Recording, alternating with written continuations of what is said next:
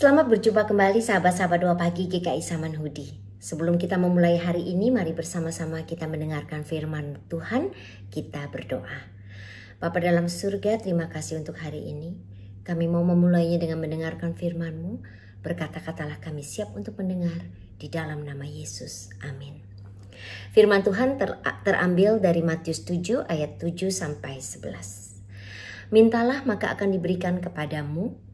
Carilah maka kamu akan mendapat, ketuklah maka pintu akan dibukakan bagimu. Karena setiap orang yang meminta menerima, dan setiap orang yang mencari mendapat, dan setiap orang yang mengetuk baginya pintu dibukakan.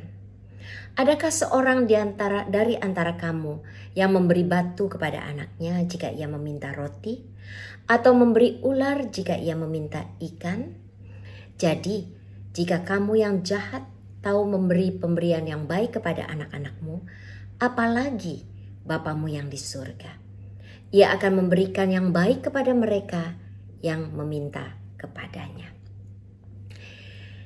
Saudara, sebuah iklan obat turun panas anak di tahun 90-an. Mungkin di antara saudara ada yang masih ingat. Menceritakan tentang seorang ibu yang dengan panik mendapati anak yang mengalami demam lalu lari mengetuk pintu rumah tetangganya. Sang ibu meminta es kepada tetangganya supaya dia bisa mengompres kepala anaknya. Namun si tetangga tidak memberikan es, tetapi dia keluar membawa sebuah botol. Bukan es batu, tetapi sebuah botol yang ternyata adalah botol obat turun panas. Nah, si ibu ini meminta es mendapatkan botol obat. Sesuatu yang tidak diduganya, yang tidak direncanakannya. Tetapi usaha sang ibu untuk meminta pertolongan ini berbuahkan sesuatu yang manis. Dia mendapatkan yang lebih baik dari yang diharapkannya. Tentu saja obat turun panas lebih efektif menyembuhkan si anak. Bacaan hari ini bertema berani meminta. Teks Alkitab mengajarkan perihal pengabulan doa. Doa adalah tentunya cara kita untuk meminta kepada Allah. Dan Yesus menyatakan perlunya kesungguhan dan keyakinan dalam meminta. Matius 7 ayat 8, setiap orang yang meminta menerima, yang mencari mendapat, yang mengetuk baginya pintu dibukakan. Meminta, mencari, dan mengetuk menggambarkan upaya yang harus dilakukan untuk seseorang mendapatkan apa yang diharapkannya. Namun bagi kita yang sudah menerima Yesus sebagai juru selamat, saya percaya saudara sudah menerima Tuhan Yesus. Kita sudah membaca Alkitab dan mendengarkan bagaimana cara hidup yang benar sebagai anak-anaknya. Ada lagi hal selain meminta, mencari, mengetuk yang kita perlu lakukan dan kita perlu pahami, ingat pada saat kita meminta sesuatu, yaitu menanti dengan sabar jawaban atas doa kita. Tetap bersyukur pada saat kita menantikan jawaban doa kita. Dan kita terus melakukan tugas dan tanggung jawab kita sebagai anak Tuhan. Dan satu hal lagi saudara. Sebelum kita meminta sesuatu, mari kita berdoa supaya Tuhan merubah hati kita, memampukan kita, supaya kita punya keinginan-keinginan yang selaras dengan kehendak Tuhan. Supaya keinginan kita bukan didasarkan pada kepentingan pribadi, emosi pribadi, pikiran kita sendiri yang terbatas, tetapi Tuhan memampukan menyelaraskannya dengan keinginan dan kehendak Tuhan.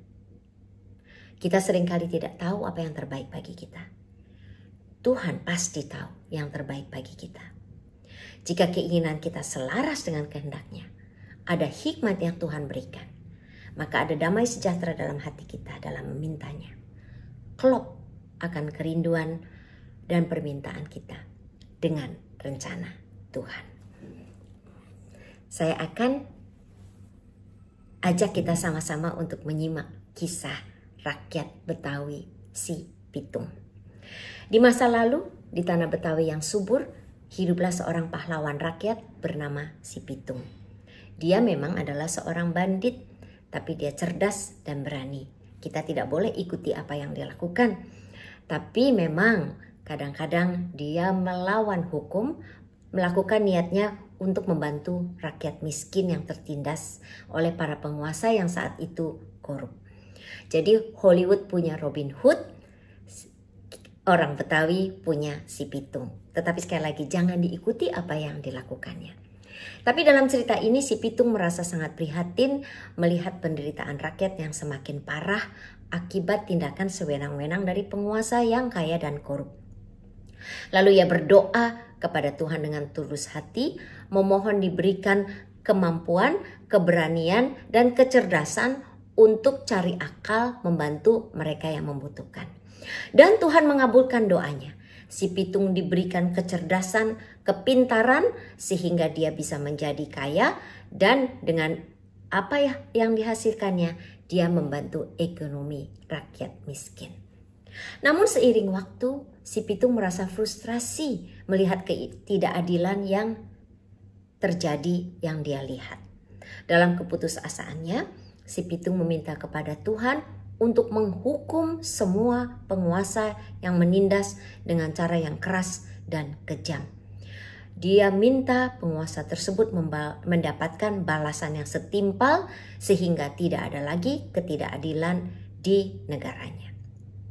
Permintaan yang timbul dari kemarahan dan kebencian dalam hati ini ternyata tidak kunjung terjadi. Pemerintahannya masih ada, korupsinya masih terjadi, kesewenang-wenangan juga masih terus ada. Sejalan dengan waktu, si Pitung kemudian mendapat hikmat dari doanya yang tidak terkabul.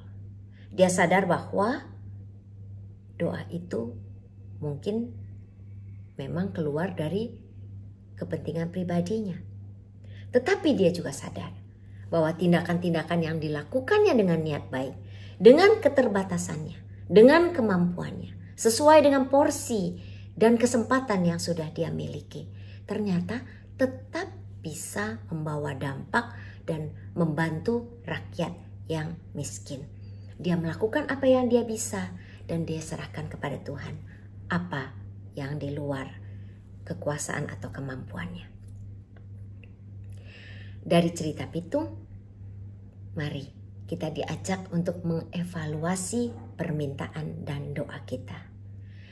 Jangan kita sembarang meminta sesuatu yang mencerminkan kepentingan diri kita sendiri. Tetapi jangan ragu juga untuk kita terus berdoa meminta kepada Tuhan. Jangan lupa berserah dan berani berkata, "Jangan kehendakku Tuhan, tetapi kehendak-Mu yang jadi dalam hidupku." Adakah seorang dari antara kamu memberi batu kepada anaknya jika ia meminta roti, atau memberi ular jika ia meminta ikan? Seperti seorang ayah yang tahu untuk memberikan pemberian yang baik bagi anaknya, percayalah, Bapa yang di surga pasti akan memberikan yang terbaik bagi mereka yang meminta kepadanya. Mari kita berdoa. Bapa dalam surga,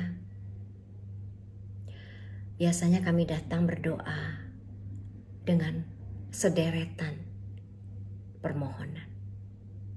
Permohonan yang satu mungkin belum terjawab. Sudah datang lagi permohonan yang lain.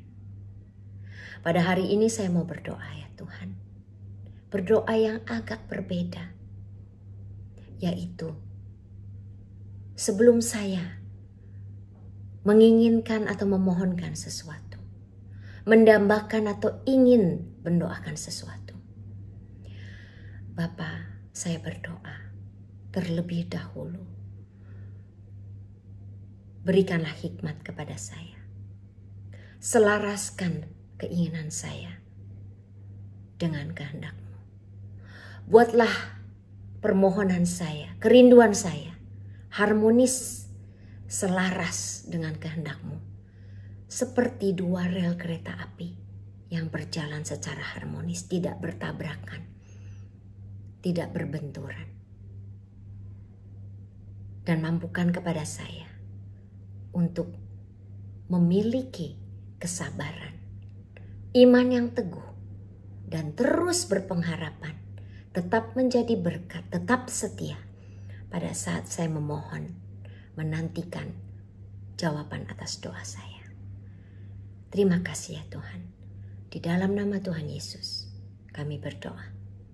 Amin.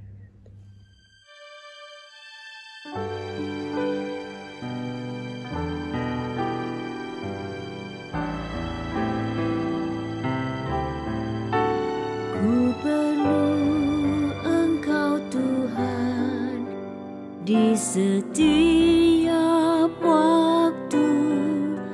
Ku perlu Engkau Tuhan di sepanjang jalanku.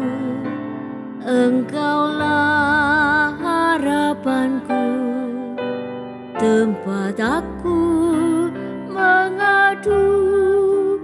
Ku curahkan isi hatiku. Ku mohon segenap doa hanya dalam nama-Mu. Ku pinta keinginan yang ku rindu. Janganlah kehendakku, tetapi kehendak-Mu yang jadi di dalam hidupku.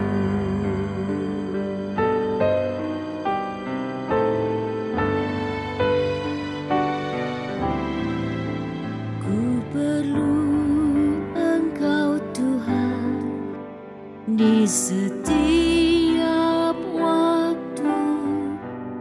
Ku perlu Engkau Tuhan di sepanjang jalanku. Engkaulah harapanku, tempat aku mengadu. Ku curahkan isi hatiku. Ku mohon segenap doa hanya dalam nama-Mu. Ku pinta keinginan yang ku rindu.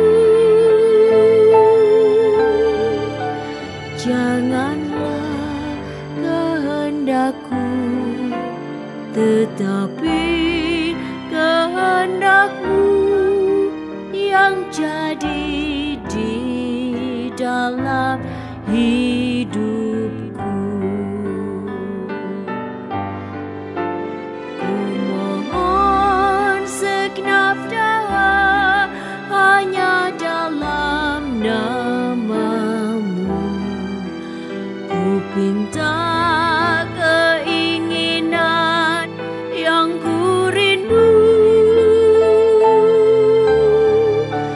Janganlah kehendakku, tetapi kehendak-Mu yang jadi di dalam hidupku. Janganlah kehendakku, tetapi kehendak-Mu yang jadi di dalam hidupku.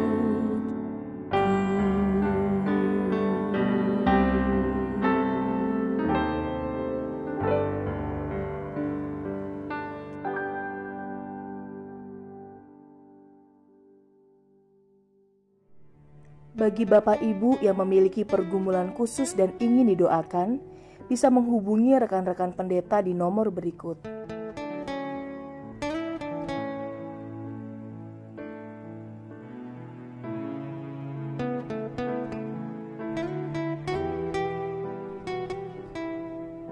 Tuhan Yesus memberkati.